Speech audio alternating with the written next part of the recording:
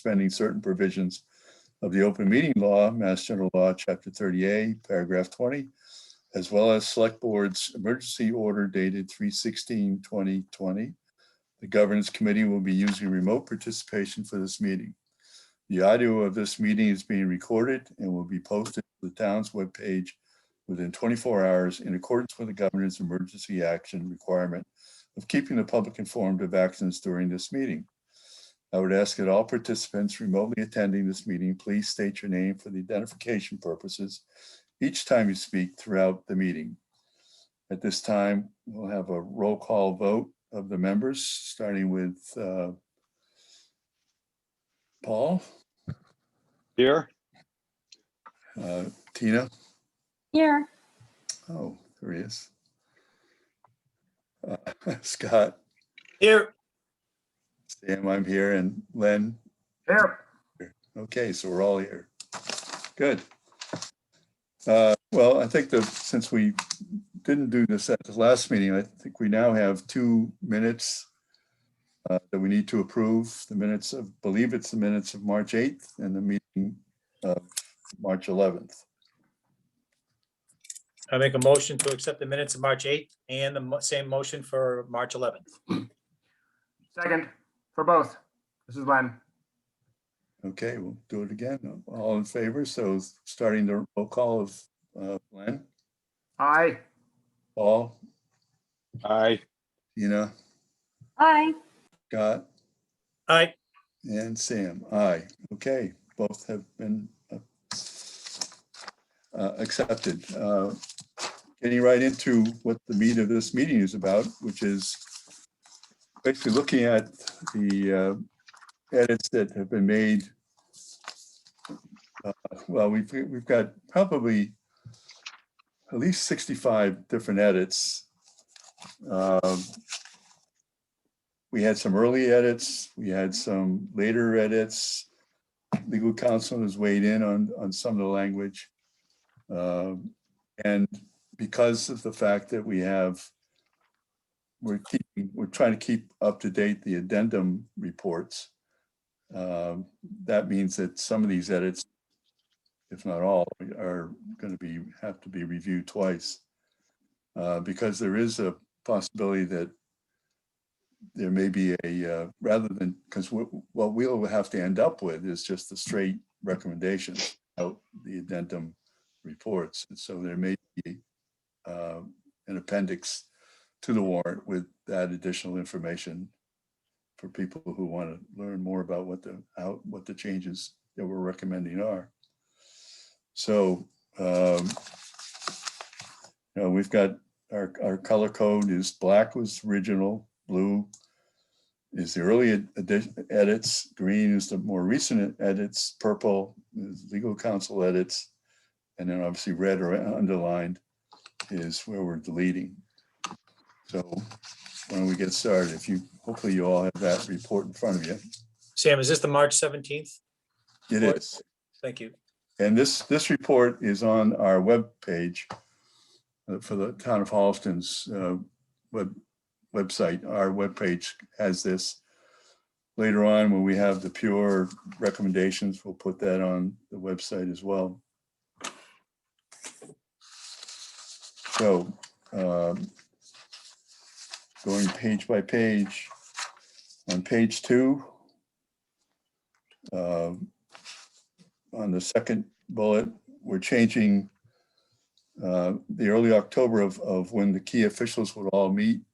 I think from our meeting with Travis, it was felt that would be right. I mean, what was originally proposed was going to be too close to the fall town meeting. And so if we gave it a little more time, that would make it a lot easier. So we've changed it to the first, by the first Monday in November.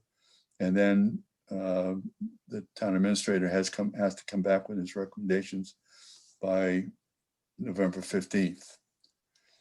We originally gave him a whole month, but when we had to move it back, we changed it to November 15th. So that's the first edits in the first 2 bullets. So I don't think we need a, a roll call for each of these, hopefully not. But unless there's any opposition or any other suggestions, I'll just assume that we're going to go with, the edits that are there. Yeah, Sam, it's Scott. I think that the November timeframe worked for just about everybody we talked to, so I don't think that's an issue, right? No, shouldn't be. Okay, We're just trying to balance when, the budgets would be originally presented and making sure that the Finance Committee has sufficient time to undertake its review. yep, On that same page, the very bottom bullet is deleting the words "does not create the annual budget," but does. So if there's no suggestion for change there, we'll go with that. All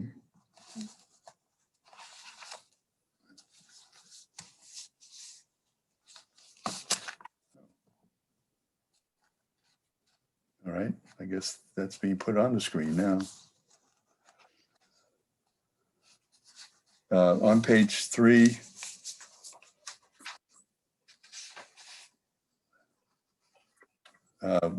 we had the Finance Committee would submit, so it's we're taking out the word would and saying the committee submits its report of recommendations. as they do now, correct? Yeah, Okay, so this is for the posting on the town's website. yep, And we're just, we're just into the section of what we have in this full report of just the highlights of the changes. yep,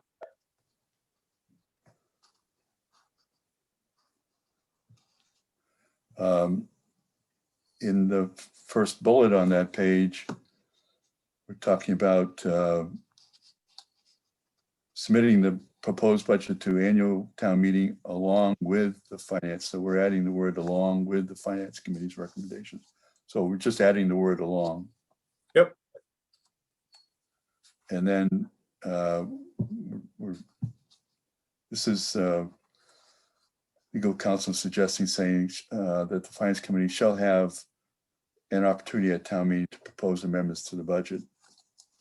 Now, the language we've seen in other towns is consistent with that, or sometimes shall be given first opportunity. But for whatever reason, legal counsel was just suggesting given opportunity, which pretty much the same thing. So no change there.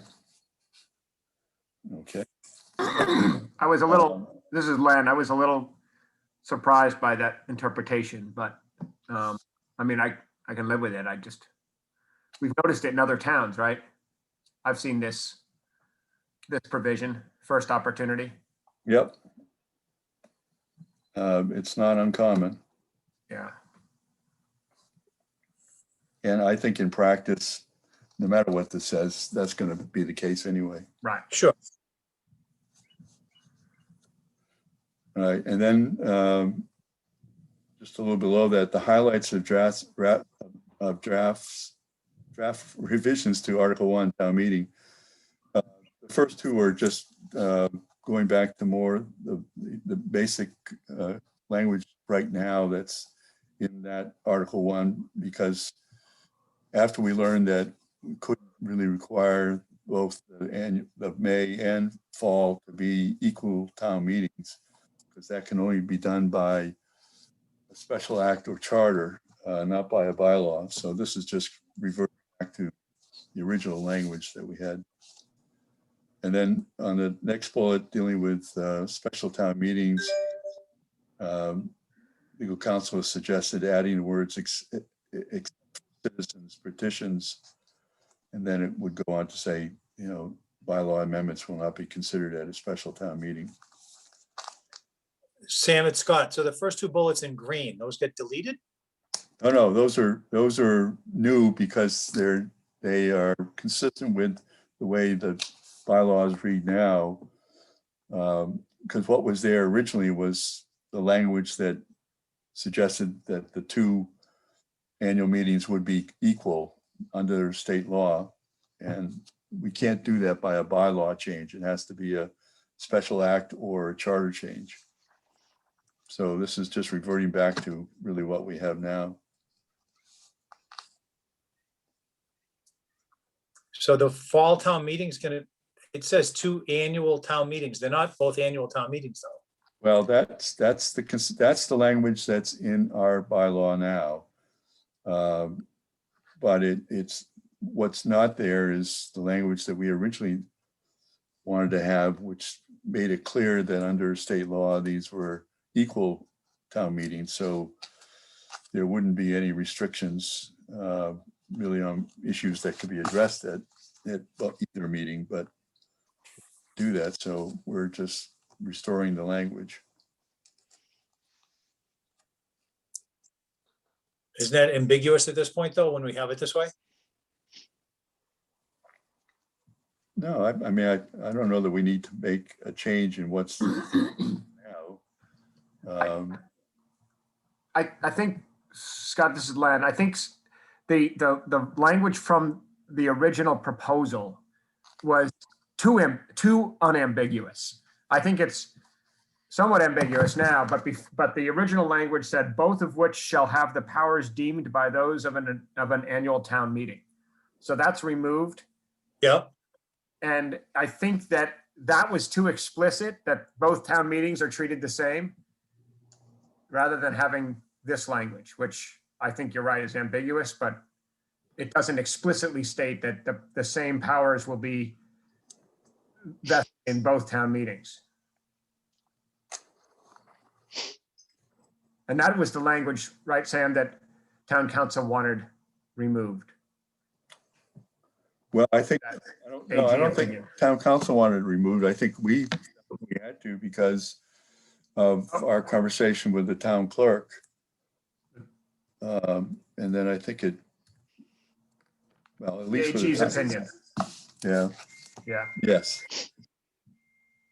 So this was attempted many years ago. So Liz remembered that and came with a letter from the Attorney General on this issue. So we had to make a change. Got it. Okay. Okay.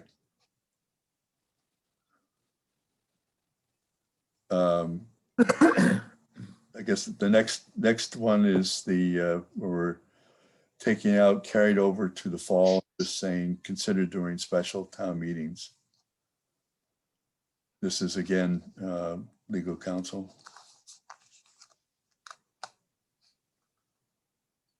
The other next is then that legal notices.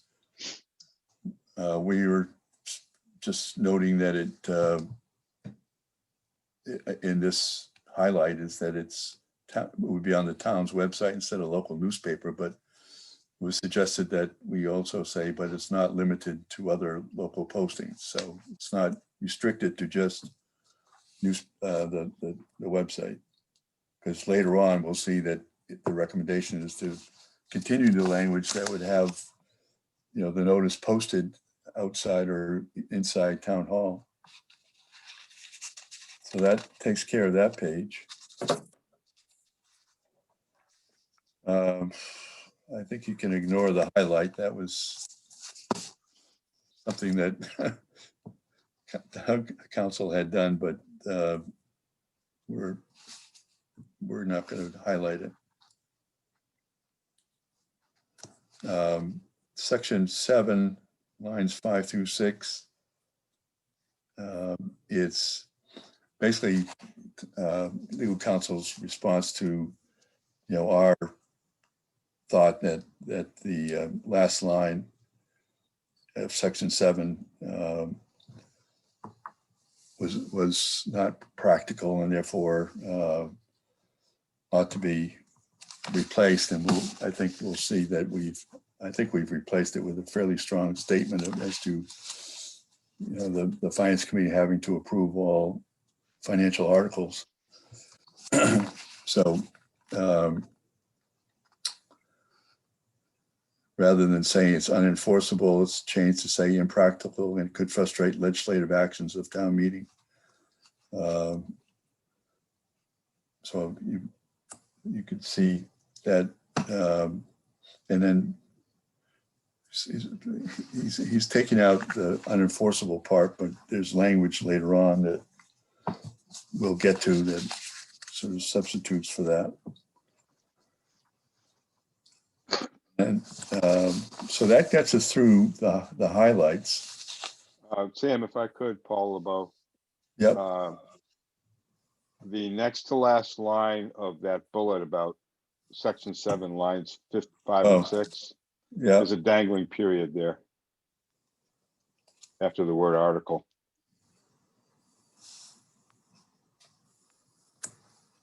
You're right. There's 2 Yeah. periods. Yeah. Okay, good. Thanks.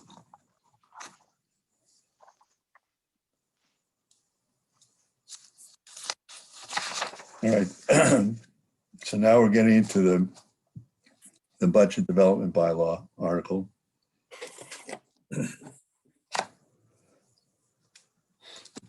So in the first part about budget planning, we're writing and recommending that the chairs of the Board and Finance Committee, chair of the school committee, and after our meeting with the school committee, there was a suggestion that we say with the school committee or her or his designee.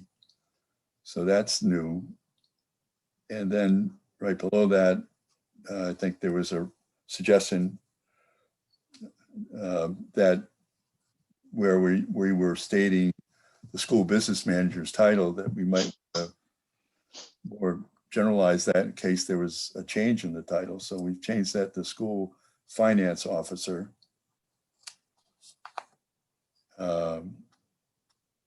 And then added the word schedule. So shall schedule to meet.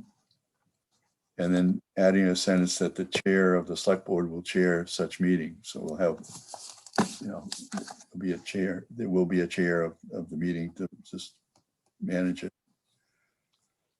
Sam, Paul LeBeau again.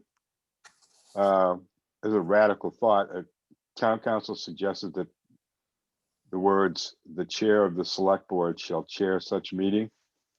Why not the chair of the finance committee? I mean, one of the concerns we've heard throughout our discussions is that there's a perception that the finance committee's role is being diminished. And although that may not be entirely true, if the chair of the finance committee were to chair this preliminary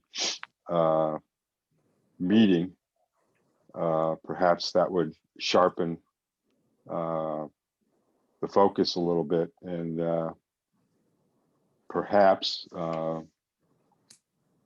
remove some of the qualms that some people may have about the finance committee's diminished role.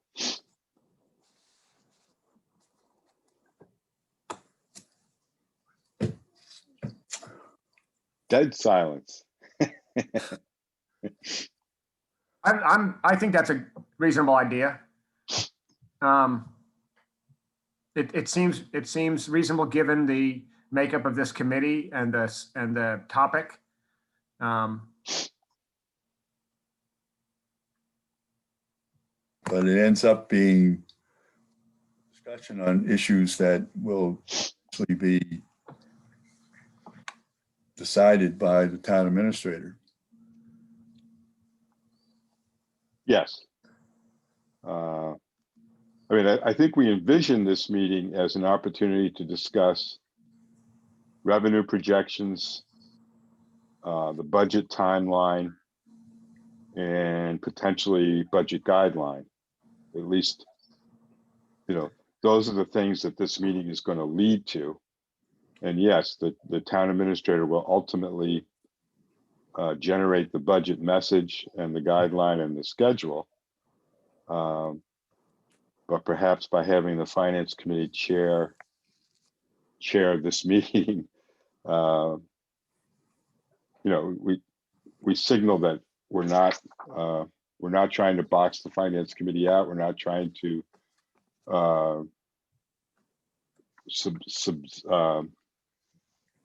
somehow make them subservient to the select board. None of that is true, but maybe this is a way of somehow demonstrating that.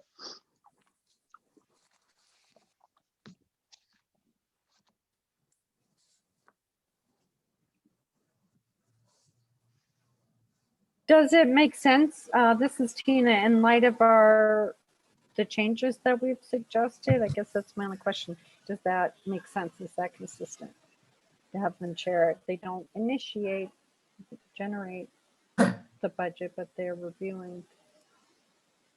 Does it make sense to chair that meeting? It's just the meeting, though. Yeah, maybe it does make sense.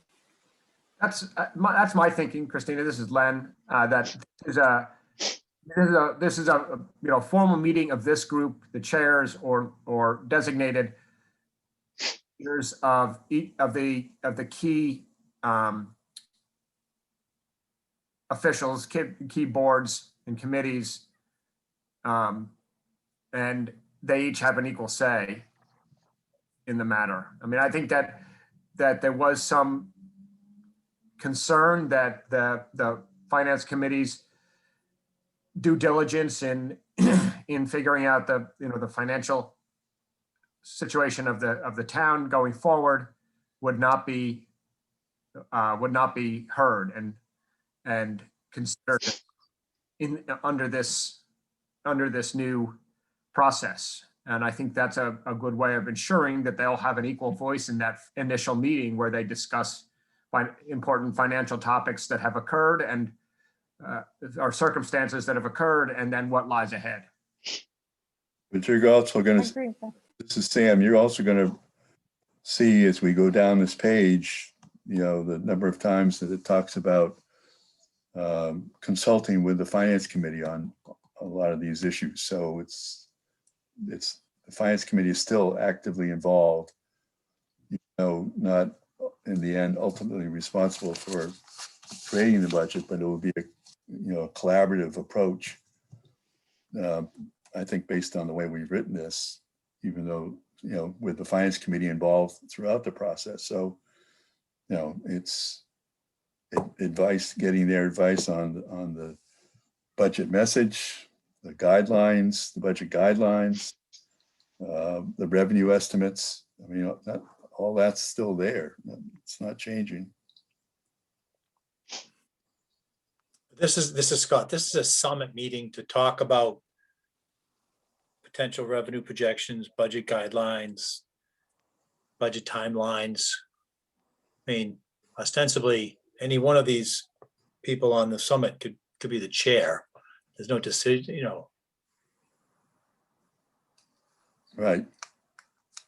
How about a rotating chair? It's too confusing. Yeah. You mean a swivel chair, Scott? Well, yeah,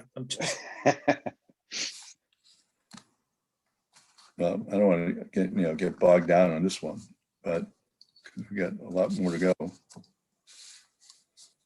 But if there's a consensus that to change it to chair of the finance committee, we could do that. I don't want to send a message too much the other way either. But it is just one meeting, and the town administrator does have the responsibility to making the final recommendations. So I support the select board as this is Scott. I support the select board as the chair.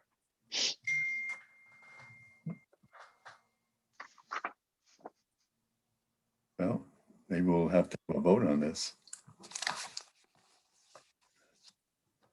Mostly because it's consistent. As you said, it's Scott, as you said, Sam, that the FinCom does get brought in numerous times throughout the process.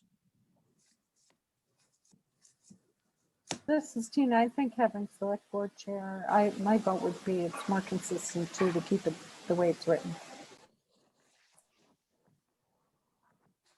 I think I would as well, but Paul's point is well taken.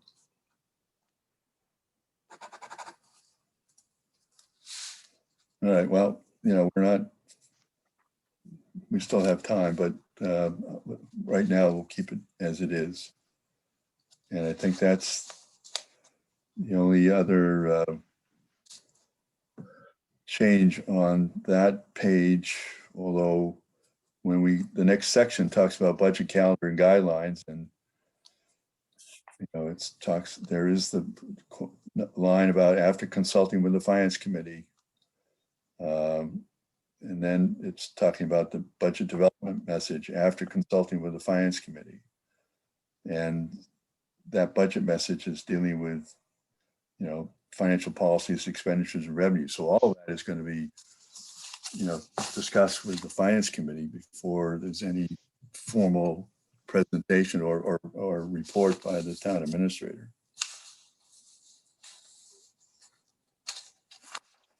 All right, so that brings us to page 6.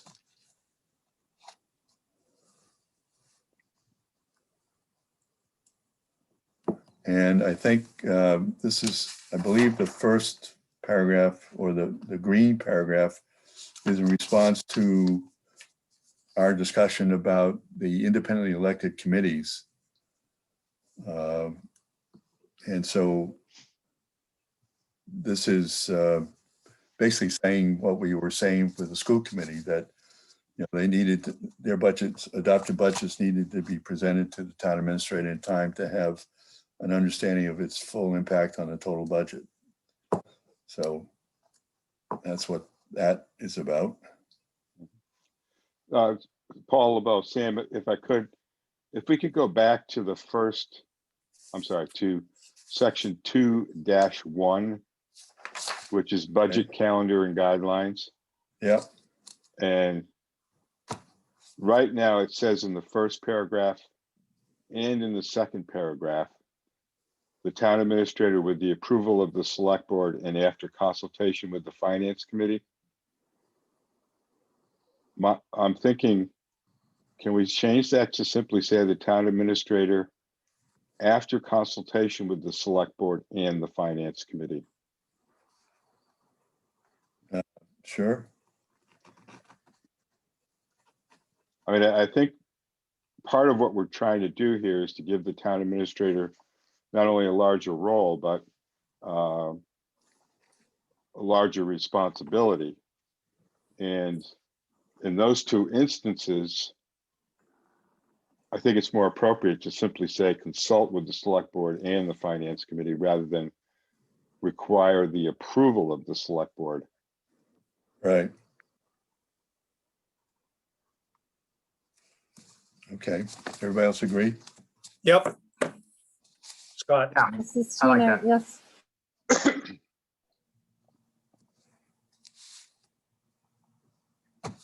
And I'm sorry, Sam, if I could, Paul LeBeau again, the green paragraph that we were just talking about, it says toward the end that to allow sufficient time to determine its conformity with budget guidelines and enable consideration of its effect. This is in reference to budgets from other elected boards and committees. Right. The phrase determine its conformity with budget guidelines. I'm not sure, thinking about it, I'm not sure where that takes us.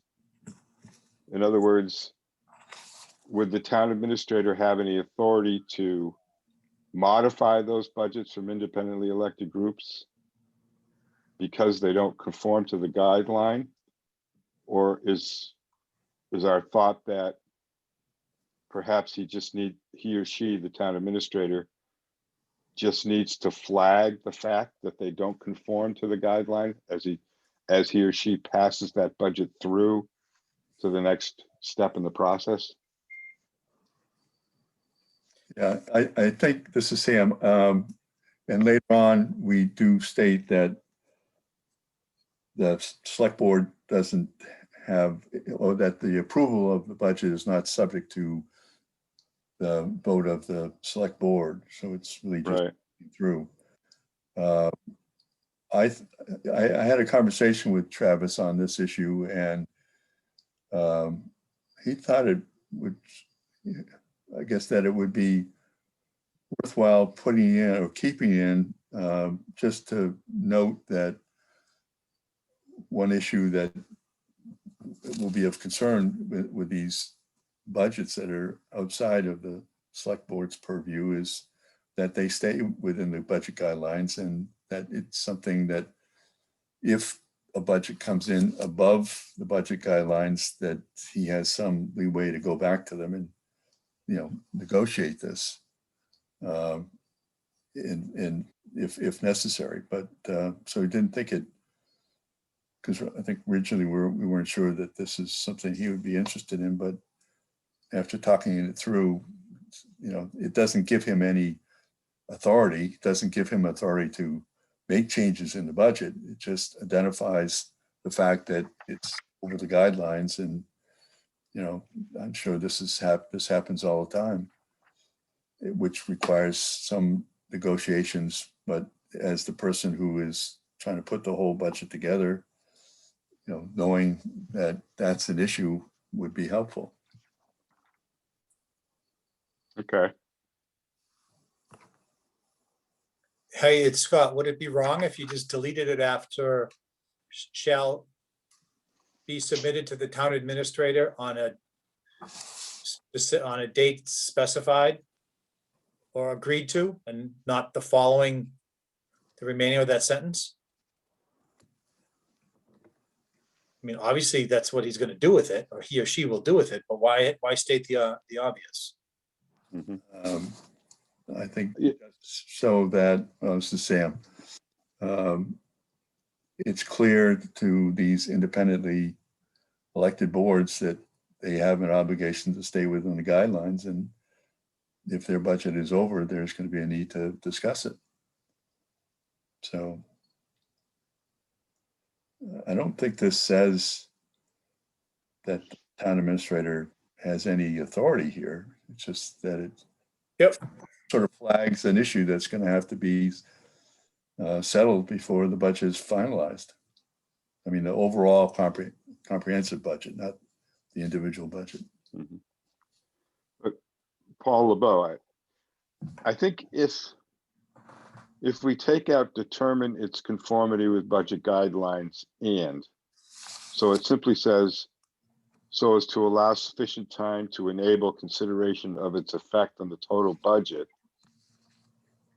I think that leaves the suggestion that in looking at its effect of the total budget, the town administrator may want to go back to these groups and talk to them, maybe negotiate a little bit. My concern is that the language determine its conformity sounds a little more like there's an exercise of authority there, which is unintended. I don't know, as Sam said, I don't think we're saying that, but it's kind of sounds like it the way it's worded. So you're suggesting striking to determine its conformity with budget guidelines and? Leave in the two, so sufficient time To enable, yeah, okay. Right. I mean, I think it's, I hope that change, as I said, would leave the suggestion that the town administrator can go back to the boards and committees and try to, for lack of a better term, get some better cooperation in meeting the guideline so that the whole budget is in good shape. But it doesn't suggest that there's some kind of formal determination.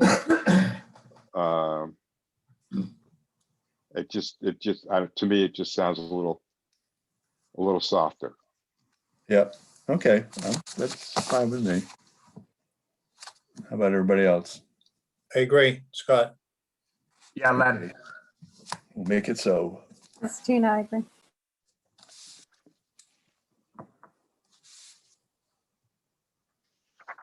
The next change is dealing with the school committee budget, and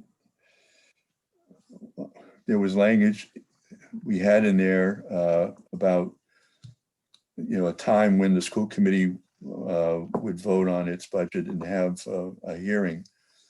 Town council has suggested just striking that, getting into detail that we don't need to get into, because basically that's required by state law anyway. So he's suggesting the submittal of the final school committee budget shall be in accordance with applicable law, which really covers it without going into the detail. And I think you'll see other places where he thinks we're getting into a little more detail than we really need to. Got it. Yep. In fact, And in fact, Paul LeBeau, if I could, I think it's worth noting, and I should have brought this up during the discussion with the school committee, but I was late to the meeting. They seem to have some sensitivity toward the fact that the town administrator and the select board may see their budget fairly early in the process. And I think Anne Marie Hanstead suggested that that was a big concern, and she quoted from school legal counsel's letter to the school committee about our proposal. And I just kind of want to get on the record that, contrary to how Anne Marie phrased it, school legal counsel said that the only arguable downside to the changes that we proposed is that the town administrator and the select board will be able to review and comment on the school committee's budget before it reaches the finance committee. So that's an arguable downside, not a major concern from their counsel. and it's also a situation, even if they know what the numbers are, they have no authority to make changes. Right. I mean, there is a point when there is an appropriation for the school budget, and the school committee, and only the school committee, can determine how to allocate those funds. But before the budget is approved or appropriated, the school committee has to follow the same budget guidelines as every other department. Obviously, that is always more of a negotiated number because they come in at a higher level, but nevertheless, and nothing's changing there. But yeah, it's good to point out that their school legal counsel really didn't find any problems other than knowing ahead of time, but not being able to do anything in terms of the select board. Yeah, Paul LeBeau, it seems to me that any numbers regarding the school budget that the town administrator or the select board may see under this process we're proposing will be public. I mean, they will have been discussed at a school committee, budget subcommittee meeting and or a school committee meeting. So it's not like it's secret information that's being, inappropriately reviewed by somebody. It's public information. Yeah, I mean, this is Sam. The school committee has to approve it in public meeting, Right? in their budget. So no questions, or nothing's secret there. Mentioning the legal counsel not wanting to get into too much detail on our section 2.5, the budget, section A, where we originally had detailed by town, budgets, what would be part of the operating budget. A is proposed expenditures for current operations, and then we added detailed by town agency function and work programs. And I think he felt that was unnecessarily detailed. But he was also suggesting taking out proposed method of financing. So I didn't think that was a good idea. So this would read then proposed expenditures for current operations during the ensuing fiscal year would be part of the operating budget and the proposed method of financing such expenditures. I think that's entirely appropriate.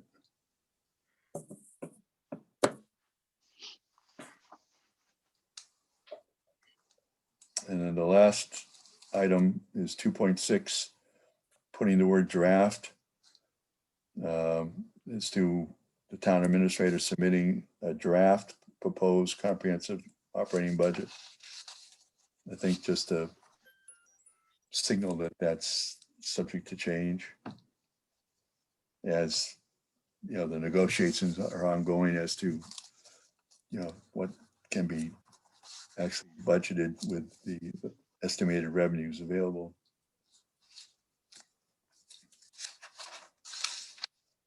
Right, so I think that's for that page.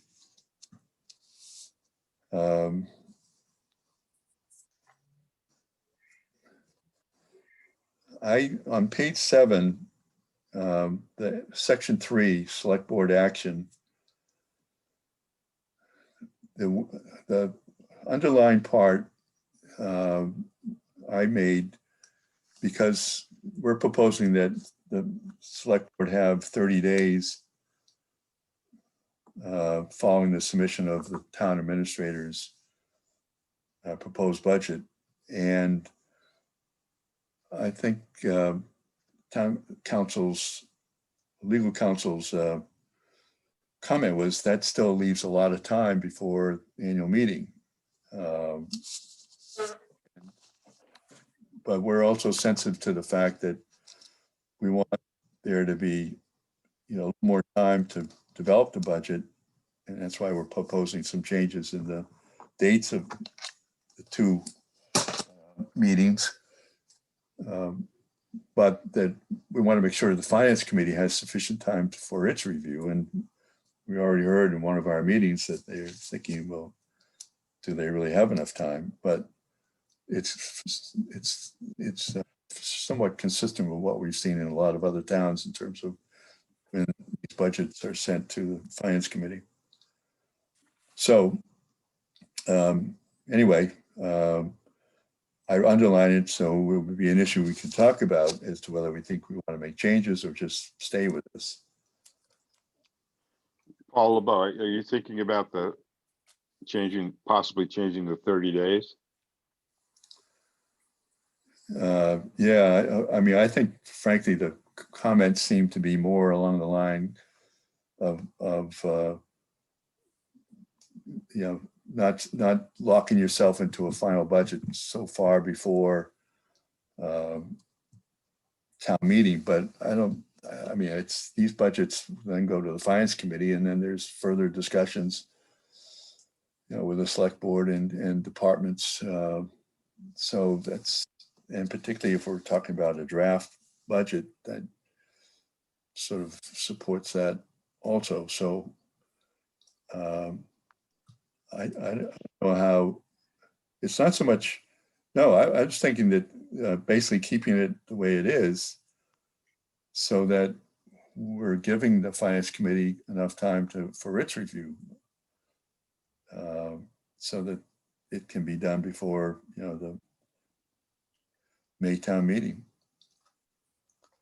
But I wanted to just say that the council was questioning, you know, why so early if you've why I guess the select board have to sort of move on their budgets so far ahead, but it's not, it's pretty much within the norm of what we're seeing in other towns so that their finance committee does have sufficient time.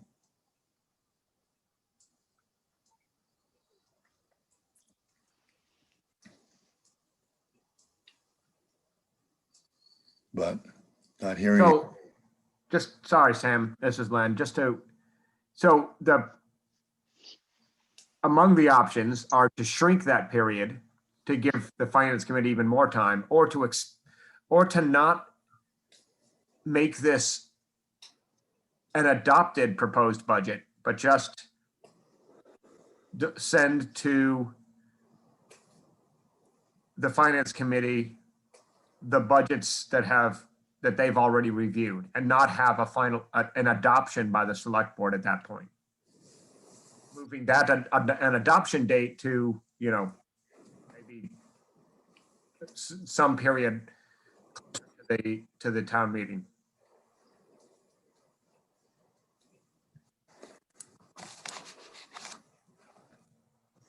I mean, the language, this is Sam, the language was to a draft, well, it talks about a draft budget by the town administrator, reviewed by the select board for 30 days, and then they would adopt the budget, submit that to the finance committee.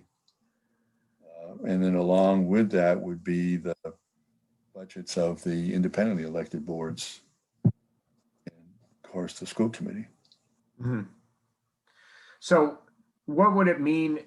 My sense is that just based on how you presented this underlined section is that it's the term adopt a proposed budget that Yep. people are concerned with. So that if we didn't have that element here, that the selectmen have 30 days to review the budget and then send it to with the independently elected board's budgets, send it to finance committee. And at some point, after a finance committee has an opportunity to review to conduct its review, then the select board has a final, then they adopt the final budget with or without amendments. Yeah, because this is Sam, we've provided for once the finance committee issues its report, we provided for a meeting between the select board and the finance committee to really, I guess the idea was to resolve any differences, but that's obviously being worked out by the town administrator and the finance committee throughout the process, but nevertheless had that meeting. And then after that, I think that when we get to that, we'll have to look, I think the select board then makes a final decision regarding the budget.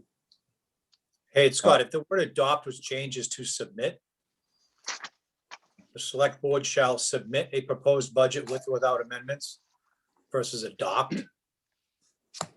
It's Paul LeBeau. I was going to say the same thing, Scott. And actually, I was looking ahead. I was cheating, but if you go on to the next page, section 5, presentation to town meeting, we have the language in there that the select board will meet with the finance committee, consider the finance committee's recommendations, and then the select board will adopt the proposed budget. That's So a we've good got time it. to, Right, exactly. So maybe we change this language to the select board, as Scott said, shall submit a proposed budget, and then cross out, or excuse me, shall submit a proposed budget with or without amendments to the finance committee. And so we take out the second submit in section 6, section 3, so that it again it would read: select board shall submit a proposed budget with or without amendments to the finance committee with an accompanying budget message, etc.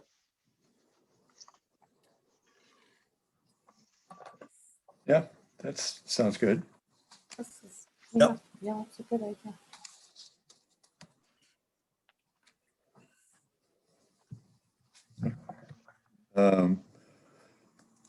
The green language down below that is with the independent elected boards, and that accompanies this budget that's being submitted to the finance committee, so they get the whole package at that time. Yeah, Paul LeBeau. In the green language, I'm wondering about the phrase "with its recommendations thereon." The green language refers to the budgets of other independently elected boards, and we've been trying to be careful to clarify that the selectmen or the select board doesn't approve these budgets or change them. All right. So do we want to strike the phrase "with its recommendations thereon"? and this is Scott. Hey, Paul, do you think the word comments would be appropriate with its comments thereon? I mean, or just stay silent? Just curious. I'm thinking, Scott, if we take out "with its recommendations thereon," we already have the language above that says it's the selectmen are going to submit a proposed budget with or without amendments to the finance committee with an accompanying budget message, budget summary, and supporting documents. Yeah, That's Yeah, the I comment. think, yeah. I think that gives that's them where- the up. Yeah, Got it. Yep, I agree. Thanks. All right, so here, this is Sam. It would be the budgets of other independently elected boards to the finance committee, period. right. Okay. And then the next sentence just makes it clear that these independent budgets are not subject to approval by the select board. Right. So next 4.1 section review, changing the word required to request. And this is where we're taking out, where we had originally had, they shall furnish the finance committee with additional public information, but we're taking the word public out. But we're adding subject to any applicable exceptions defined in the so-called Massachusetts Public Records Law, because there are some exceptions that you want to note. And then we add at the end of that paragraph sort of language that is pretty common in other bylaws, budget bylaws, or bylaws for the finance committee that identify the kind of information that they would have access to. So it doesn't change anything. It just, more fully explains the kind of information that may be subject to finance committee request or request. So that's sort of boilerplate. So- All right, well, that brings us then to page 8.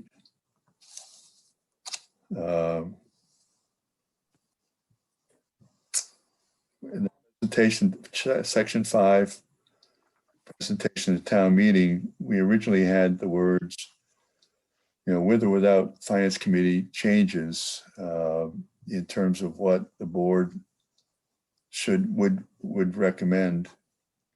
But we've decided, the thought was to just take that out altogether. It wasn't really necessary. And, it was a little bit of a red flag.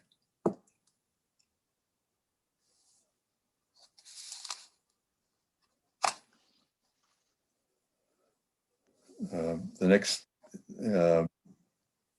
point is Hey, it's Scott. Hey, Sam, under section 5, yeah, the last sentence of the first paragraph, and shall be given first opportunity.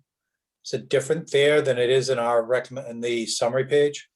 Shall be given an opportunity. right. And that's what, oh, I'm sorry. Yeah. And that was changed. But I did that today, but it was the same idea. Shall have an opportunity at town meeting to propose amendments. Thank you.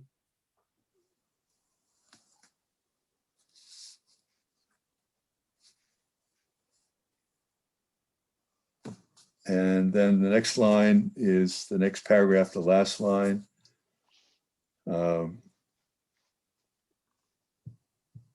This is legal counsel suggesting we add the submission of such budgets may not be considered as prohibiting subsequent changes either before or at town meeting. I think just trying to preserve flexibility and decisions.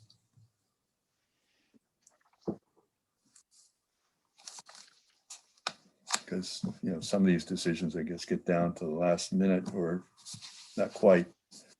But as Paul has pointed out, the finance committee has to submit its report 7 days before the scheduled annual town meeting. So by all intents and purposes, that's the deadline. That's the deadline. That's Paul LeBeau. There were times when I was there, and I don't know if it's still true, but half an hour before the town meeting started, the finance committee would have a meeting in the school library, and sometimes would have to vote on changing their recommendations, amending their recommendations, or making new recommendations based on late information. It just seemed to be part of the process, the nature of the beast, so to speak. Right. So this is Sam. Would you then say that that sentence does make sense to add to our paragraph? Well, to me, when I looked at it, I kind of thought, well, yeah. I mean, to me, it was like a given. I wasn't sure that it really needed to be stated, but I mean, town council seems to think it's appropriate. Yeah. Fine with keeping it in.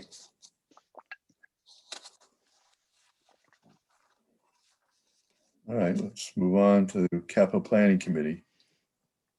On page 9. Well, we got 10 more pages after this.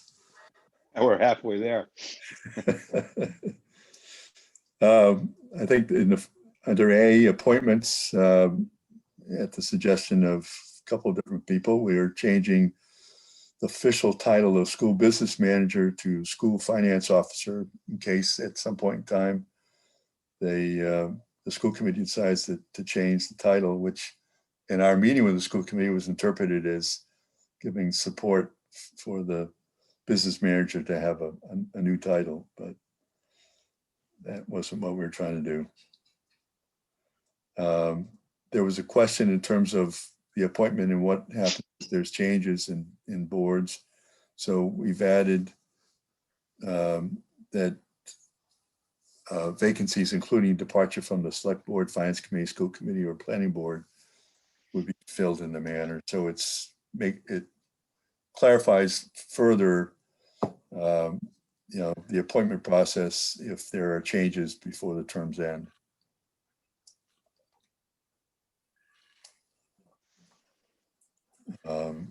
And then the other thing on that page is section 7 at the bottom.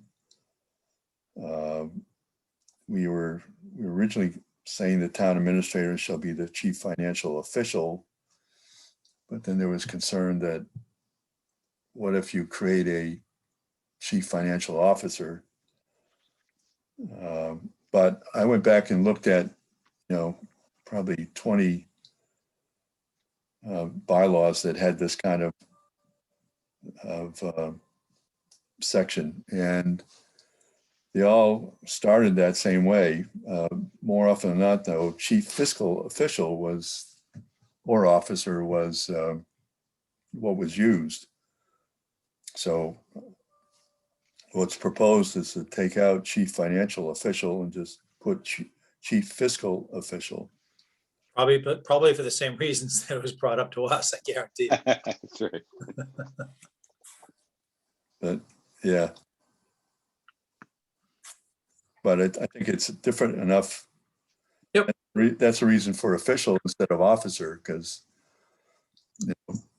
I mean, what could come at some point in time could be a deputy town administrator or, a chief financial officer. One of the things we want to look at is, what we're with this new state, well, relatively new state authorization for finance offices, whether we want to look at that at all.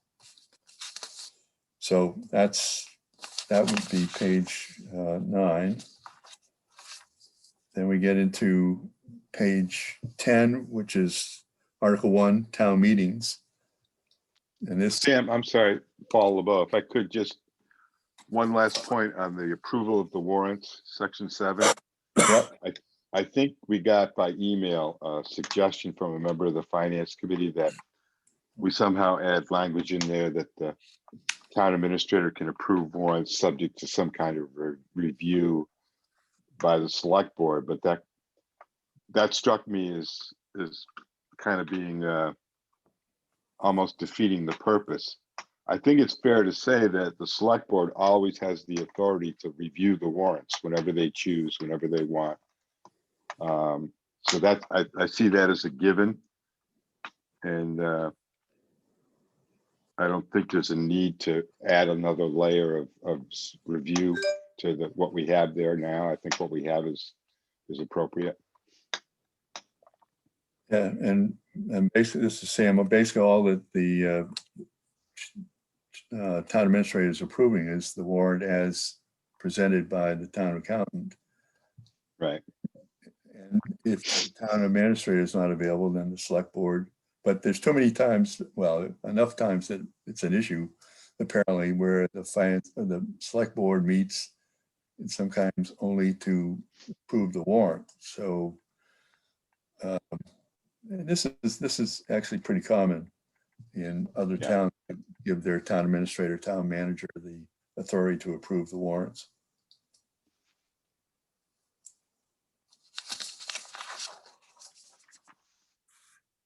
All right. I don't know that we need to do anything more with Article 1 than to just read the green, because we've gone through the changes in blue a number of times. And what we're mainly doing is changing the dates of the annual meeting and the fall meeting in May to try to give those dealing with budget development more time by a week and straighten out some awkward language for the fall to make it simple and just, third Monday in October. And so the green on page 10 is just taking out the language that we had, thinking that we could make the fall and spring town meetings equal, which we can't. So we just took it out.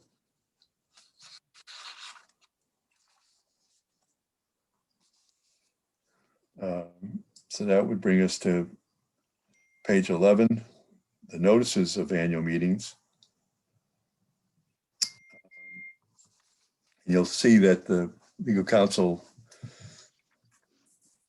suggested that rather than just rely on the town's webpage to put notice of the annual meetings, that they also be in a conspicuous place or places on or within town hall, which is, they can do that, but we're still not dealing with newspapers. Paul, about part of it, I think, goes back to tradition over a long period of time, posting the warrant on or within town hall. When I was there, we would post the warrant on the bulletin board inside town hall, and then we would post it on an exterior bulletin board near the front door. Right. But the exterior bulletin board was locked, so you could only see the front page of the warrant.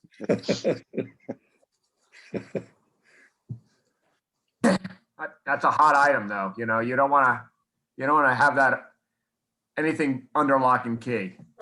Yeah. Well, we had the next day. We had a little hammer hanging from the side of the bulletin board, so in case of emergency, you could break the glass and read the warrant. In case of serious interest. It was never used. That's right. It seems like this is Tina, the word conspicuous. Is that really necessary? If I'm, he's recommending it, so I guess it is, but seems to imply would be posted in a hard to find place or hidden.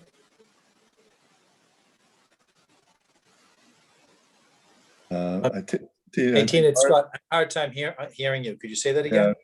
Oh, sorry. I was questioning the word conspicuous. Is that, necessary if it implies that otherwise it would be hidden, right? That's current language now, right? Oh, it's in purple. Oh. Well, yes, because I think we may have taken it out originally when we were limited I see. to the webpage or website. Okay, thank you. That is part of the tradition, as Paul said, part of the traditional language, and it was there. We took it out, so we'll put it back in and satisfy, passerbys who get to read the warrant that way. And I think the only other issue is on number 5, warrant of special meetings. Using substituting subjects with legal articles so that additions to the warrant can be through, by voters, but it needs to be legal articles.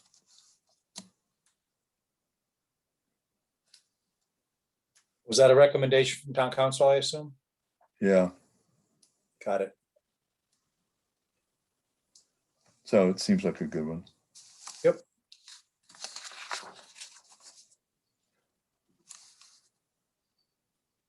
All right, so that brings us to page 12. And Same thing. I don't think, yeah, I mean, I don't see anything there other than we took out the language of the annual meetings being the same. So we're moving from the annotated draft to what the full draft would look like without the changes without the annotation, and then what the changes are from the last time we looked at it. So it's made the blue black, and so I think green and purple is all that's left. So we'll see a little bit of the repeat. So in date and time, we're taking out the equal powers of both annual meetings. And that's it for that case. That's new.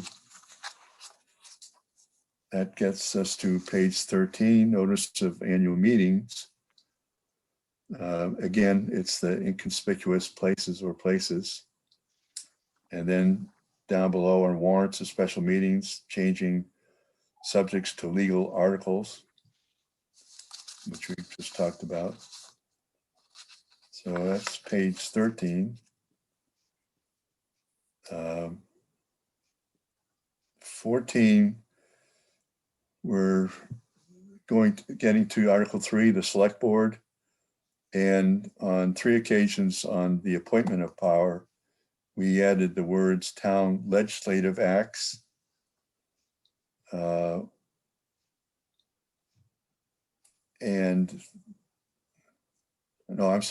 added town special acts, and legal counsel is suggesting we say legislative special acts.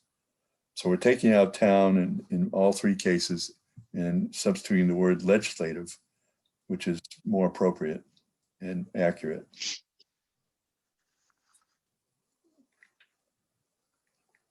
And we got firefighters in there. Oh yeah, Yay. firefighters are now in. The last part on Article 3 is the talent bank. And here again, I think legal counsel was suggesting we don't need to provide as much information, or it's going to change perhaps, and it should be up to those who are involved in creating it, so that it's sufficient for us to just say we want to that the select board will organize and manage an electronic talent bank, and not where it's going to be and the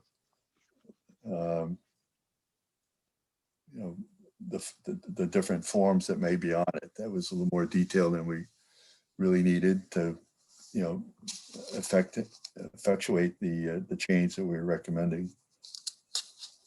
And this is in response to the fact that with the finance committee, we're taking out that the requirement of a page, because from what we've heard, it's I think there's been a very rare situation where there's been any results based on that page. So this would be a much more effective approach and will be able to provide a lot more information to those who might be interested in serving on a board or a committee.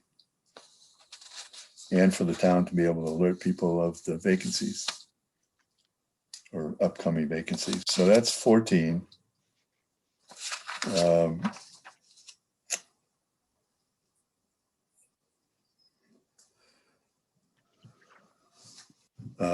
I think on 15, which is the Finance Committee,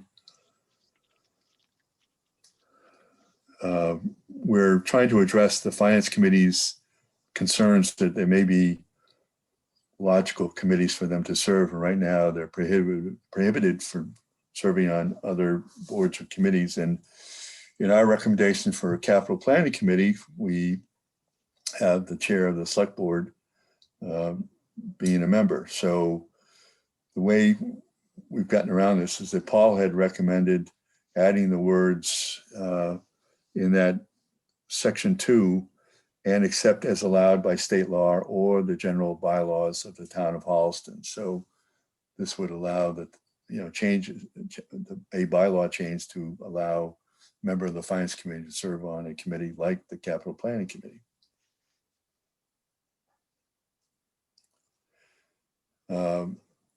On section 4, which is substituting for the current section 4, which provides a much more detailed explanation of the authority of the Finance Committee. What's added is the first, what we originally had added were the 2 sections of state law that related to the Finance Committee, but we missed Mass General Laws, Chapter 44, Section 33B, which allows the Finance Committee with concurrence of the Select Board to make, I guess, year-end budget transfers or just budget transfers, appropriation transfers. So we've added that to this section. And then in light of the fact we're taking out a sentence that, may not be practical, we're adding a sentence that I've seen in a couple other town bylaws that would seem to sort of meet the same need. So no financial article shall be presented to any annual or special town meeting that has not been previously submitted to the Finance Committee for review. I think the first sentence that we're taking out, sort of the onus was on the Finance Committee. This makes it the onus on the Select Board to make sure that the Finance Committee receives the warrant for all financial items in time to be able to review it. So, Stan, if I can follow about just quickly, going back up to section 3, current bylaw, no change. Just needs a period at the end of this paragraph. oh, yeah. Wait a minute, section 1? Section 3. Oh, yes, okay, thank you.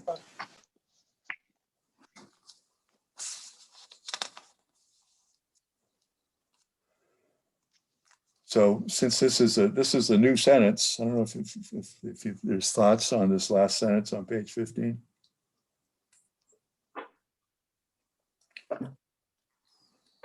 My only question is, this applies to an article. So could a recommendation for a change within an article that was not previously submitted to the Finance Committee, the stuff that happens on the floor at town meeting, that wouldn't fall within the definition of article, right? It would. No. Because this, if it's before town meeting, it's within the warrant. And if there's suggestions for change on the floor of town meeting, that is after the fact of of this requirement, I think. So it's a timing thing, pre-town meeting, pre the start of town meeting, and then post 1 minute after it starts, right? Yeah, I mean, it's. Yep. All the financial articles have to be well, all the articles have to be in a warrant that's approved by the select board. And this is just saying that any financial article has to be submitted to the finance committee for its review. And this is where we removed before, I thought we had in there with, they had to respond, but that would, therefore they had the potential of holding up the warrant. So therefore, submitting it to them is sufficient. Yeah, it would seem to cover it. Yep. Just making sure that's what we're talking about here. Yeah, Okay. this is meant to be a replacement that sort of provides the same action or the same results, but with different language.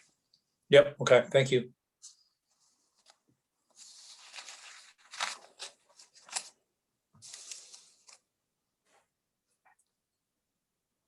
All right, 16, page 16, the change is recommended section 2.3 or 2-3. The green paragraph.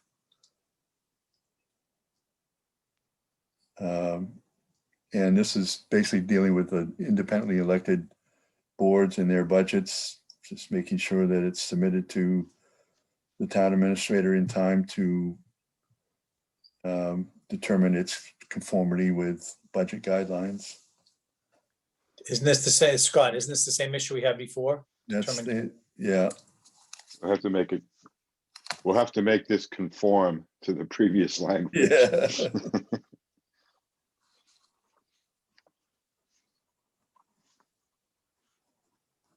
Sufficient time to enable consideration. Here we go. Right. Yep. Yeah, pick out conformity. Yeah, good, thanks.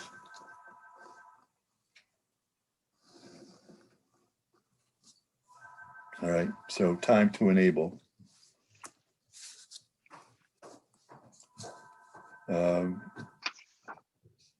We're again on 4-1, just changing required to request. And then the language that we saw before is exceptions based on the Massachusetts Public Records Law. And then the language that describes more fully the kind of information that should be available to the Finance Committee. Not limited to, but more definition.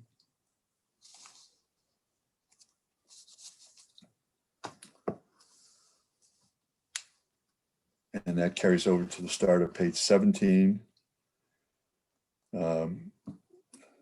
Everything else we've seen, the last paragraph,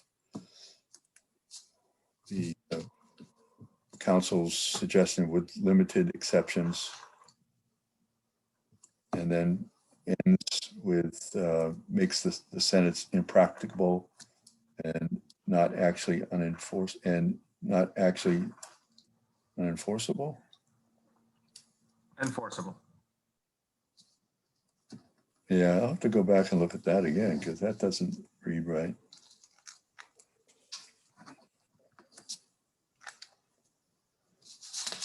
All right, that'll be my homework assignment. So then we get to, that was the annotated draft of the Finance Committee. Now the pure draft, although this is really, it's in one file, but it's really two different sources. One's the Finance Committee's bylaw, and then there's a series of sections that deal with the Finance Committee, but they're in the Budget Development bylaw. So this combines the two, so you can see the whole array of sections dealing with the finance committee. And in terms of what's new, it's all what we've seen before. But, in section, allowing the finance committee members to serve on other boards if there's a bylaw authorization or a special act. And then in section 4, it's the, adding that, chapter 44, section 33B on the transfer of appropriations. And at the end of that paragraph is the sentence about no financial article going to town meeting if it hasn't been reviewed by the finance committee.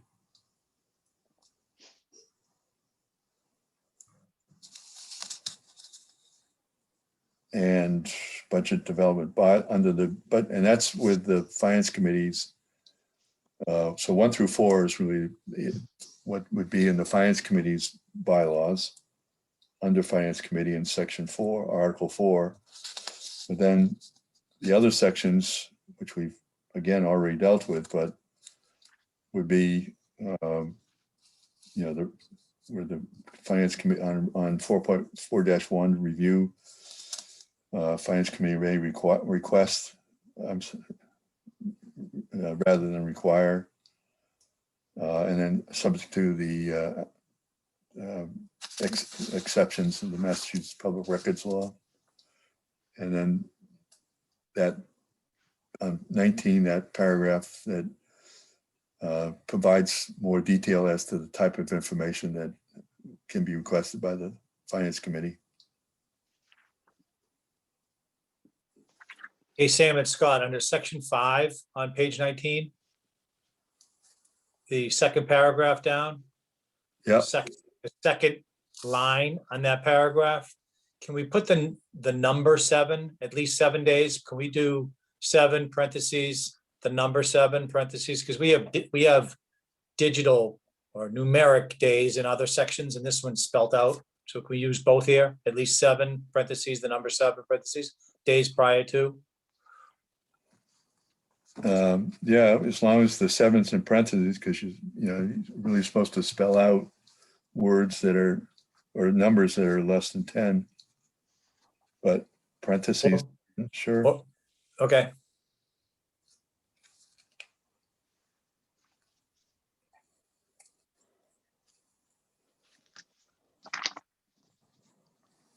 And can you explain the last purple line there? I'm trying to.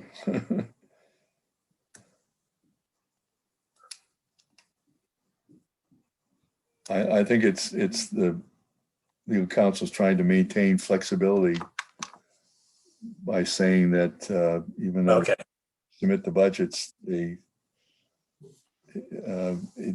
doesn't prohibit some changes before town meeting. got it. That makes more sense. Yep. Oh, 4 minutes to go. Yeah, we made it to the end. We're not at the end, guys. We have an agenda that has other items, but they shouldn't. So, this is Sam. One of the issues we need to think about is how to submit this set of recommendations to the select board or basically town administrators so they can put the warrant together. We've had this conversation in earlier meetings as to whether it should be one package or whether we should break it up in that, basically Article 1, town meetings, and Article 3, select board aren't really, they're related,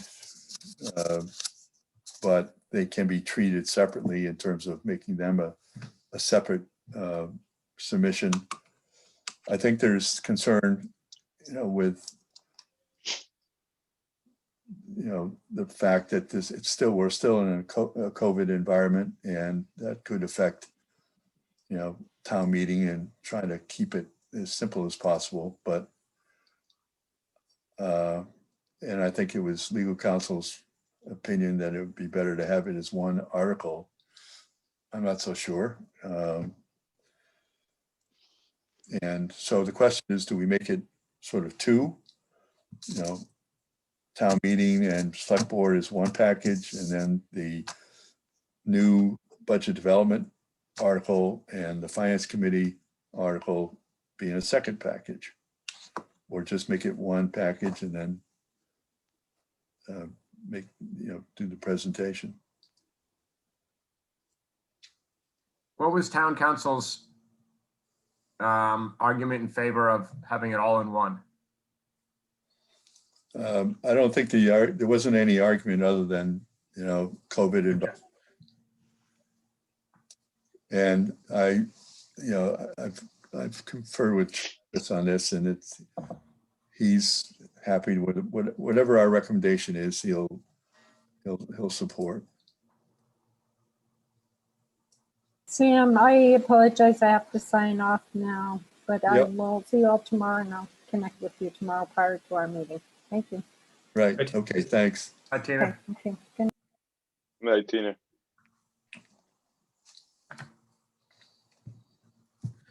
I can't follow though. I guess I lean toward submitting it as two articles. One article being Articles 1 and 3 of the bylaws, and then the second article being everything else, which would be Article 4 of the bylaws, the proposed new budget process, and then the reference to Article 33, which is the existing capital improvement program. I support that as well. It's Scott. This is Sam. Did you also say the finance committee article 4? Yeah, Okay. that would be a companion to the budget development and the Right. capital improvement committee, right?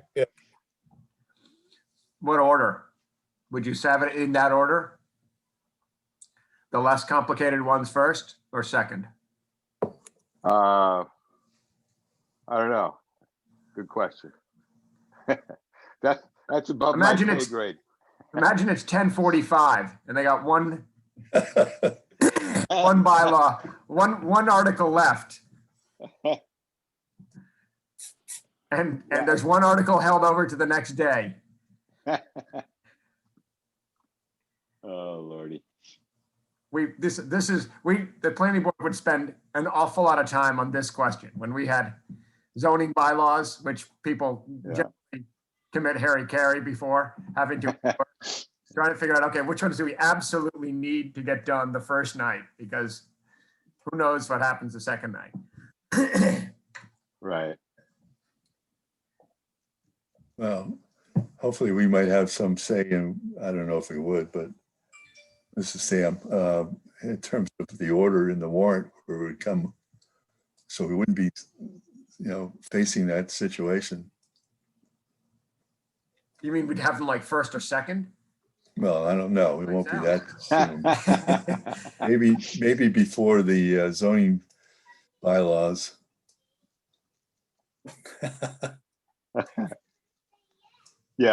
when I was Paul LeBeau, when I was there, the poor zoning bylaws were always the orphans. We do all the financial stuff, we do the general bylaws, and then we do the zoning bylaws last. I think the only thing that ever came after them was road acceptances. Yeah, that was. I don't, it's just Scott. I don't think it matters which one goes first or second, personally. Yeah. I mean, this is Sam, with, Article 1 and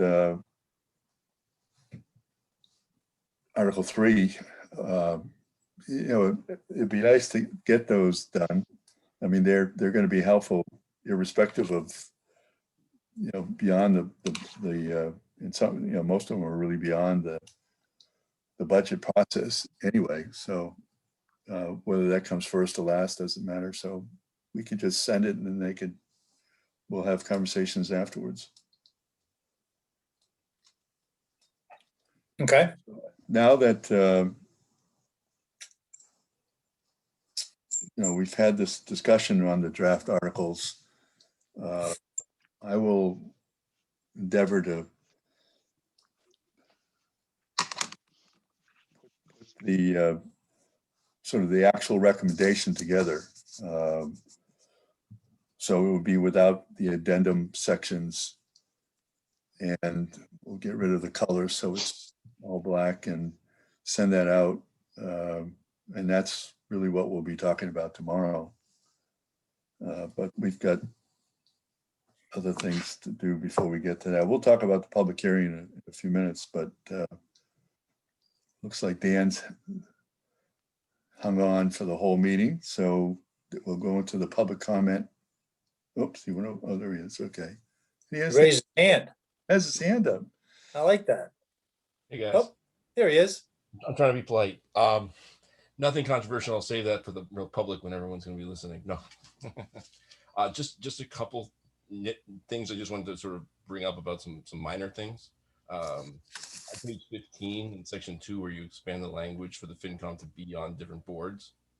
I think that's great, but my concern is, like, Mary Greendale's proposing a committee right now to look at strategic planning, and a member of the finance committee, or maybe a designee, either way, is envisioned as being one of those members, at least as it currently is drafted. That still wouldn't be allowed with the way that you've written it here.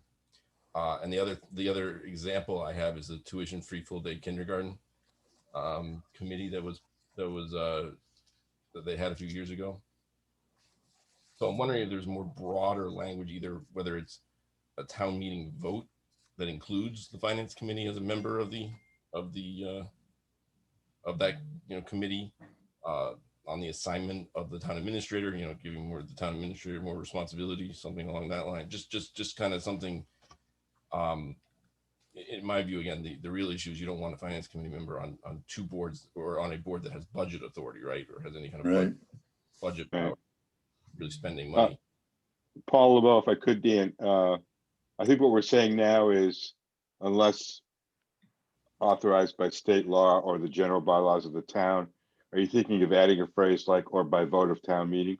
Something like that, maybe, or the administrator, because Mary Greendale's article, which I think is right, wouldn't be a bylaw change. It would just be a right, but it would be a vote at town meeting. But it would be a voted town meeting. I mean, just my personal feeling is, and again, it's personal, but I'm sensitive to the fact that there be an enclosure around how widely the finance committee can go on to committees. You know what I mean? Yep. To preserve that objectivity or independence. Yep. That's just one thing I brought up, is Mary's article. Yep. Right. Something you might want the thing. How about, hey Dan, it's Scott. How about something at the recommendation of the town administrator and approved at town meeting? So it just doesn't go to town meeting. So there's some kind of guiding person that can make that, but the final approval goes to town meeting. That's fine. Yeah. I mean, again, that how exactly you get there, it doesn't really, because I don't think anyone's going to be looking for a controversial posting, right? I mean, it's not that's not the intent.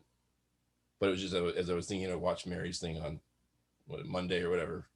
That's it's written into her thing, and it would not be covered by this change. So okay. All right.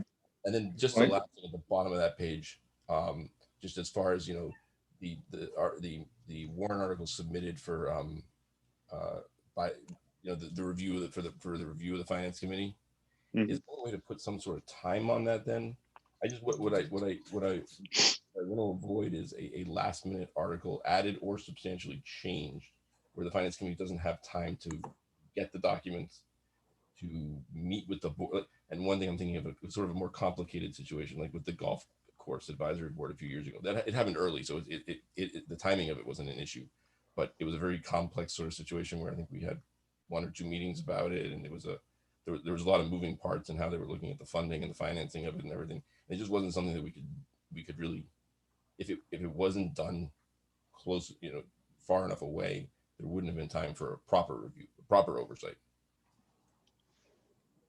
Paul LeBeau, as a practical matter, the warrant has to be finalized and signed by the select board probably 10 days to 2 weeks before town meeting, Mhm. because they've then got to give notice and they've got to post it, submit it to the town clerk, submit it to the moderator, et cetera, et cetera. So that's a kind of a practical time frame that's involved. Second is, I mean, if for some reason some complex issue comes up 10 days before town meeting, the finance committee will always have the opportunity to say at town meeting, look, this came up at the last minute. There wasn't a reasonable amount of time to address the issue or to develop an informed recommendation. Therefore, we recommend that the town indefinitely postpone. No, of course. I mean, but Right. trying to avoid those situations. Right. I'd like to think that would be very rare, but And we do sometimes say we'll make a recommendation at town meeting, because again, Okay. our report will be 7 days, right? So really, it's a very small window between when the warrant has to be finalized and when our report has to be finalized. right. You're right, but there has to be a few days before that, so that it can be, as I say, they have to put their signatures on it. It has to go to the town clerk, the moderator, has to be posted. That takes some time. So, the practical deadline is a little bit before that. Do you folks still have your meeting before town meeting? We do, and that we could consider that, but again, then it wouldn't be able to get our recommendation. I prefer, and I know Right. prefers. I'm not built out, and my anger when you don't have actually a recommendation in the Right. finance committee report. But the preference would be to have the written recommendation in the finance committee report. Right. Yeah. The meeting before town meeting was always the punt option when nothing else worked. And then everybody always accused us of backdoor dealings and stuff, and secret and huddle rooms in the library and such. Yeah. Well, there were a lot of people in that library at 6:30. Won't have that problem this year. Right. Anyway, that was just a thought, but thank you for to bring Good that thought.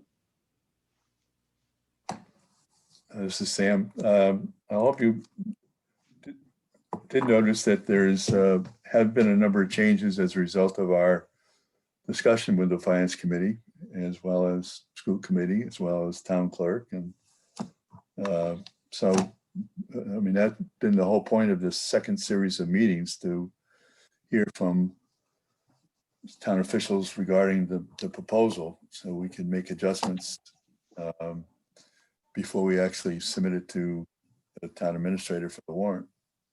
Yeah, no, look, I mean, you guys definitely listened and made some substantive changes, that came up during these things, and those are appreciated.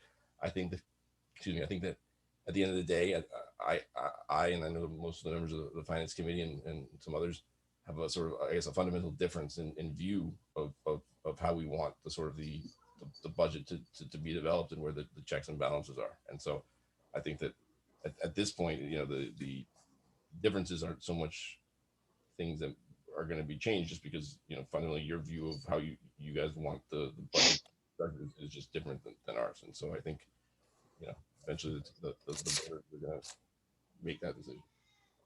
Well, this is Sam. I don't think there's that much change in checks and balances, or for that matter. I mean, that on revenues, on expenditures, the budget message, the guidelines, all of that is going to be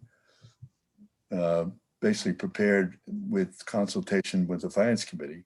It's not the finance committee making the decision. They're a part of it. And then, the robust review that you perform, with all the budgets doesn't change at all. And your ability to issue a report to town meeting, as well as make recommendations at town meeting, stays the same. So, the idea of, that it's really a big change, I think it's more in the preparation part, but not as much in the driver's seat but still a very big part of the operation and the process. Well, respectfully, I guess I would differ in that with the town administrator special act, especially section 6B, which basically says that the select board through a vote can tell the town, can basically order the town administrator to do something. Until you fundamentally alter the relationship between the select board and the town administrator, it effectively does create a pretty dramatic shift in sort of the budgeting authority. I mean, and I know you kind of want to scoff at it, but it's just a factual statement that the select board has the authority to tell the town administrator what to do, and and sure, they can consult all they want with the finance committee, but if the town administrator feels differently, or if the select board then feels differently and strongly enough to tell the town administrator to do it that way, that's the way it's going to be. I mean, and so consultation is a very weak word, right, in the legal context, right? I mean, and it's not shall, it's not. I mean, you can shall consult, but I mean, yes, we'll be part of the process. Absolutely, we'll be part of the process. We'll have a voice at the table, but we won't really have any say in that. So Dan, this is Len. Do you think that if that happened, which I've been here a long time, I haven't seen that happen, anything close to that happen, but if that happened, then the FinCom would have a pretty big megaphone at town meeting, and you're going to have 100+ members of the community who will have heard through various media what's happening.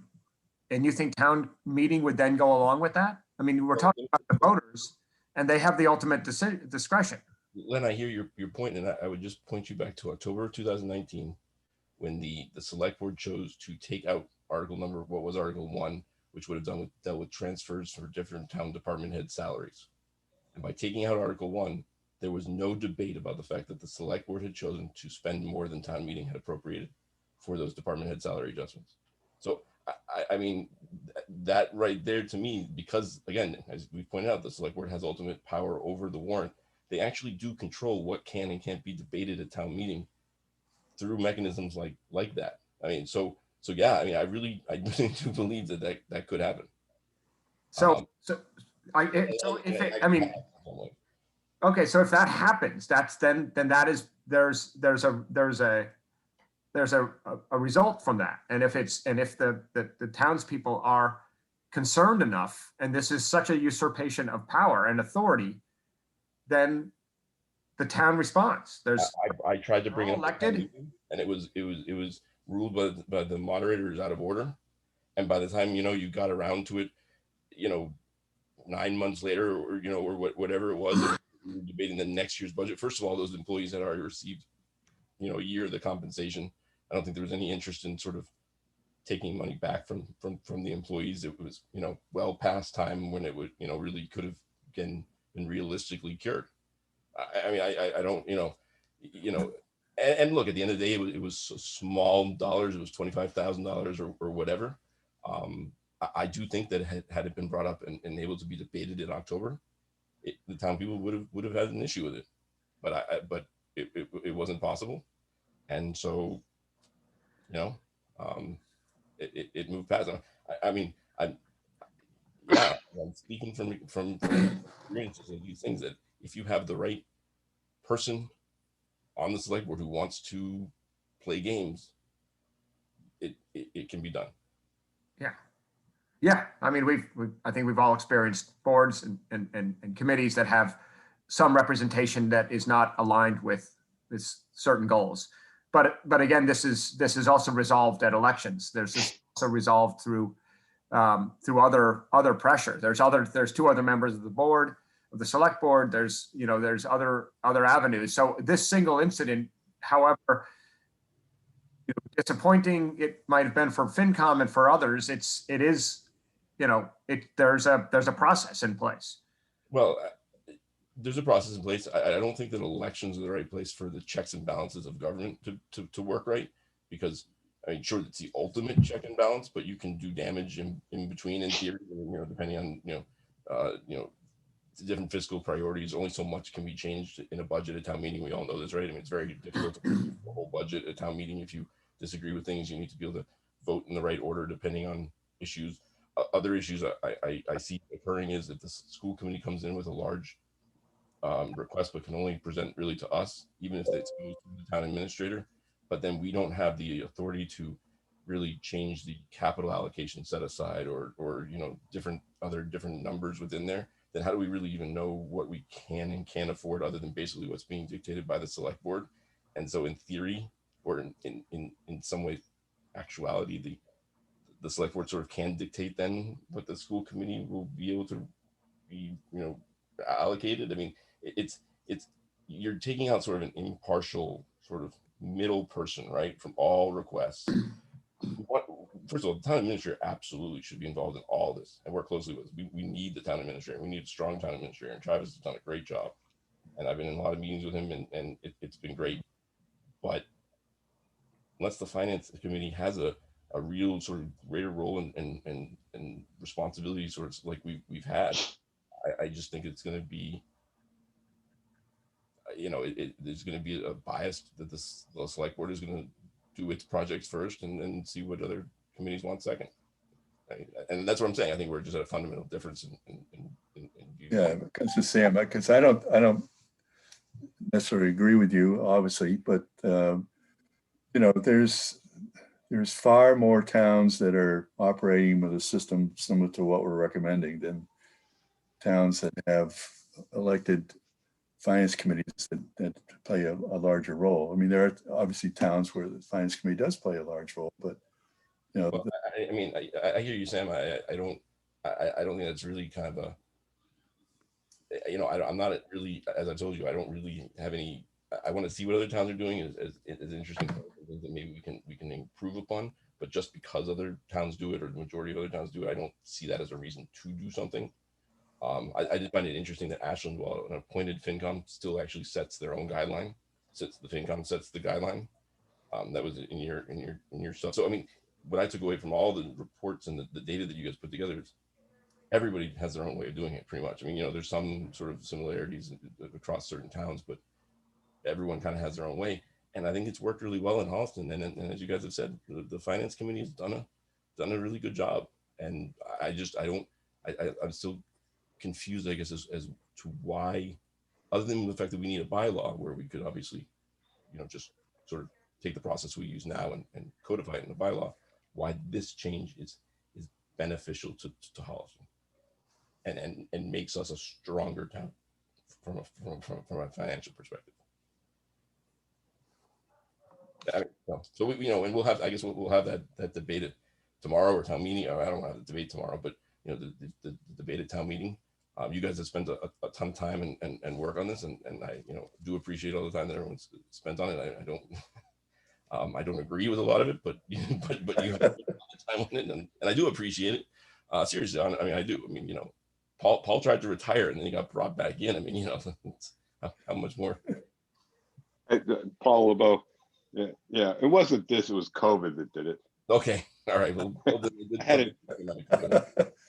I had an adult brain or something. I don't know. But if I could, Dan, just out of curiosity, the incident you referred to in the fall of 2019, when did the selectmen pull the warrant article? I don't know if that shows up in the public record. It was close to town meeting. I could go back and look for you. Up until very late, that article was in the draft warrant that we got. It was very late, and it had other consequences because we were supposed to move money into the up branch account for tree removal. As it turned out later, town clerk's vote. It turned out that the votes. Now this was a thing that couldn't have been known, but the town council realized that we needed to actually every town meeting, I think, can vote the salaries of elected officials, and so because we hadn't included the town clerk's budget, she couldn't get her raise. Yeah. Okay. It might show up in the selectmen's minutes. I can go back and look though and see when the Yeah. most recent draft I had back then was that had it in it and tell you. Yeah. And just to qualify the fact that we've been saying that the finance committee's done a great job, it's from the day after I retired until the day Travis arrived. During that time frame. No, Paul, when you were here, you obviously with the finance committee. You know, the last I'm just kidding. I'm just kidding. The last 5 years were incredibly challenging, and honestly, Travis has been great. I mean, he's incredibly Oh organized. yeah, I mean, I'm very impressed.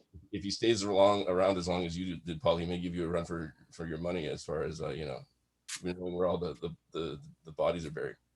Well, we joked about that because he made a comment to that effect about having a similar tenure in Holliston, and I looked back and I found out that I took the job when I was 32, and I think he's 35.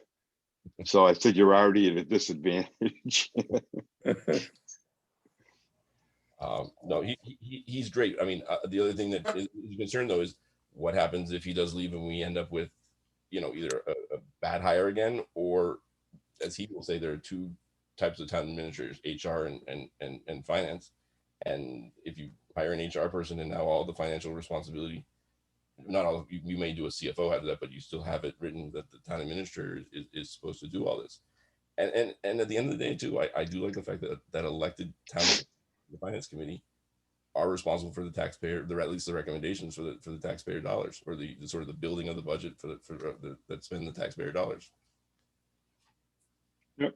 Oh, So appreciate your comments. So thank you for. Yeah, we've got other Yep. No, I'm good. on our agenda, so we need to move on unless you've got anything else, Dan. No, I'm good. Thank you. Okay. Thanks for your feedback, Dan. Thank you again. So talking about tomorrow's meeting is the last item on the agenda. Although I think we ought to talk about, you know, Dan's first thought of adding something to the sentence we have regarding the members of the finance committee being able to serve on a committee. Whether, you know, by adding by vote of town meeting or not. Paul LeBeau, I would, given this short period of time to think about it, I would be inclined toward adding that language. As I said to Dan,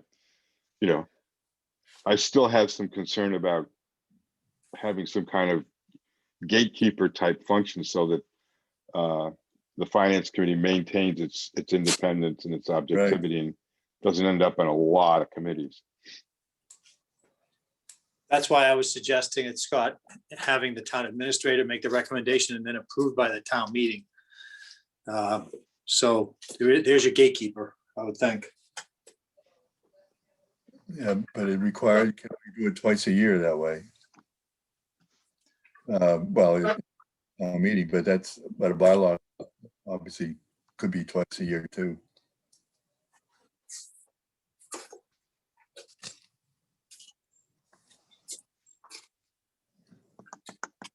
Can we pencil that in? Yeah, we can. And we would still have to meet on Friday to finalize it if we want to make changes. It's Paul LeBeau. In fairness, I think, let me say that I'm thinking seriously about bringing up the issue of the FinCom chair chairing that initial budget meeting for consideration again by the committee. But in fairness to Tina and to the committee, I think it's not something I would bring up unless we had a full committee present.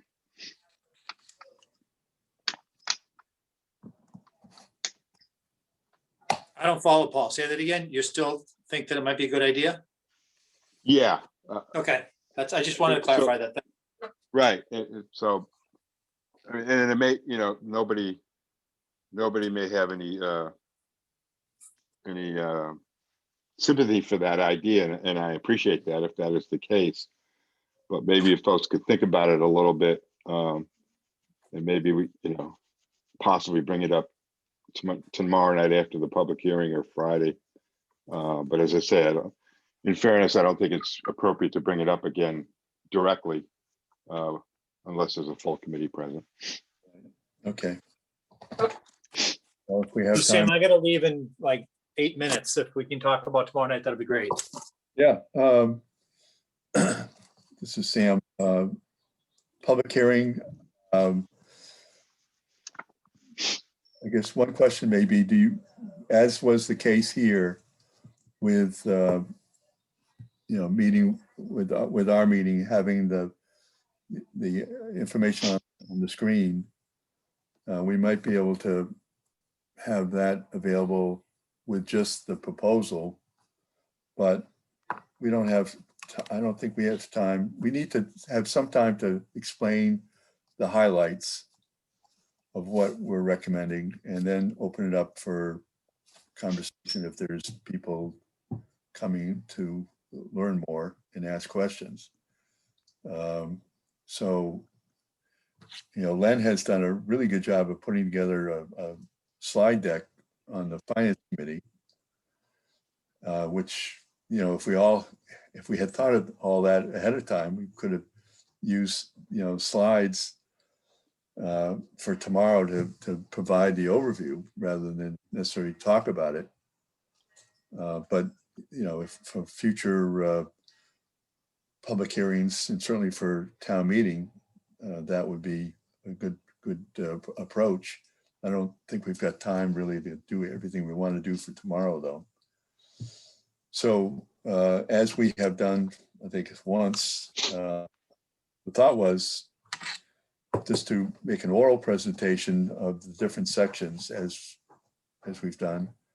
I can start with an overview and then in terms of our work and what we've done. And then as we've done before, Paul, starting with Article 1 and Scott with the budget development article, Tina would do Article 3.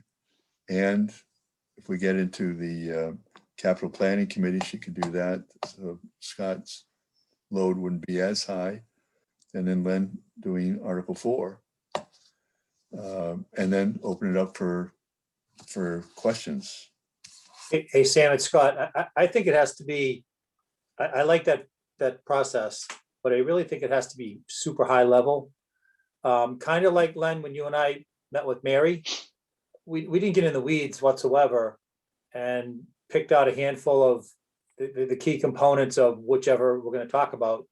And then that'll spur on some Q&A, I think is really, I think, the best way to go, because we could spend 2 hours just on the budget development and explaining what the hell it is and why and everything else. So I'm going to try to really not simplify, because it's not a simple solution or an issue, but the number of items and issues. I've been working on it, so that's my goal for at least that piece, to pick out a handful and not get into the super nitty gritty and the timelines and all that stuff. Yeah. Okay. So is everybody else okay with this? Yeah, Len, I you do as well. got my back, right? Yeah, oh yeah. I agree, Scott. I think there's, maybe 4 bullets. Yeah. For each, maybe a little bit more for the budget development, but Yeah, 5. five. I expect that we're going to have people who have read these very closely, and we'll ask some fairly specific questions. And I think that's where we'll have the more in-depth discussion. And I think, and I think Dan's questions tonight, why are you doing this? We need a bylaw, but why this bylaw? I think those are questions that are not specific to the particular changes in section 2 versus section 3. I think those are more the theoretical things that we should be prepared for. So, Yep. Hey, Paul, I know you sent out the email about the before and after when you were involved and then after you left. This proposal is very close to what it was before. Is that correct?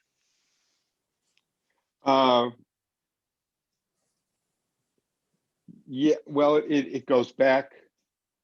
What I experienced is closer to this than apparently what everybody else experienced over the last 5 or 6 years. That's my point. Right. And I think that's important for the town to hear that. There's a before, call it the Paul LeBeau era, and there's the Jeff Ritter era. Oh, no, please, any other name but that. I won't, I certainly won't do that, but I think this just goes back to what we're proposing is back to having a town administrator that can do the job. And that's what this, Town administrator and experienced financial team. Right. assuming we had those people are in place, I agree. But again, I think the misconception here, because I talked to someone today, is that this is a big change, and the finance committee did what they had to do for 5 years, and now they want to continue it for some reason, when they really should just go back to the way it was before they had to jump in and get involved in some of those processes. So I think that's kind of the message that I think needs to be shared with the townspeople, and so those are my thoughts. And I think, Sam, we've talked about this earlier previously, in sort of the next things we're going to take on. But again, Dan's point has been brought up before in others, that a bad hire at town administrator could be damaging in a bylaw like this. So those are things we're going to seriously consider as we prioritize the next our next reviews. Is that's the town administrator responsibilities. The bylaw that guides our town administrator now is insufficient for a 21st century town administrator. Guys, my ride showed up. I've got to take off. I apologize. Is that okay? Okay. All right. Yeah. Take care, Scott. All right. See you, Scott. Bye-bye. Len, this is Sam.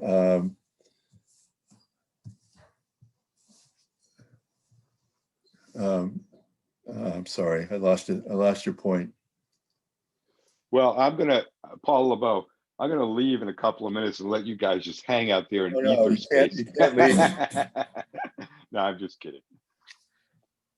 Now, just about the higher, we've had an experience where we have. Oh, okay, I know. Just Got it. getting late.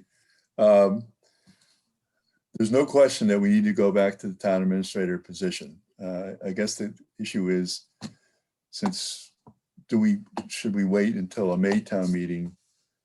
Because there'll be, I think, substantial change, and then if the select board agrees to support a bylaw change in the fall town meeting, that would be the next. So that we definitely want to do it. It's just a matter of probably less criticism if we do a change with the town administrator at the May town meeting as opposed to a October town meeting. Yeah, I mean, I think that's a question for us to discuss, but I think that Right. one thing is that is in our crosshairs. That's one thing we're taking on, because we don't want to be in a position where somebody needs to bail out a hire that is not up to the job that is now articulated in the bylaws. Right, and I think, and this is Sam again, I think there are going to be steps made before we get to bylaw changes that'll try to support the position more. I mean, so we'll see what comes of that. Okay, so the three of us are set then on tomorrow. And this, hopefully by tomorrow afternoon, even before, the changes that we've talked about will be made, incorporated into just the pure recommendations, and we'll put that or have that put on the website, so it'll be there before the hearing. So with that, then we're on our roll call to adjourn the meeting. So we need a motion. Can't do it. Scott's gone. That's right. Yeah. I don't have my cheat sheet. I move that we adjourn until tomorrow night. Second, Paul LeBeau. Okay, so to vote on this, we'll start with Paul, Aye. Glenn, Aye. Sam, aye. Okay, we're adjourned for the night. All right. Thank you. Thanks, guys. See ya.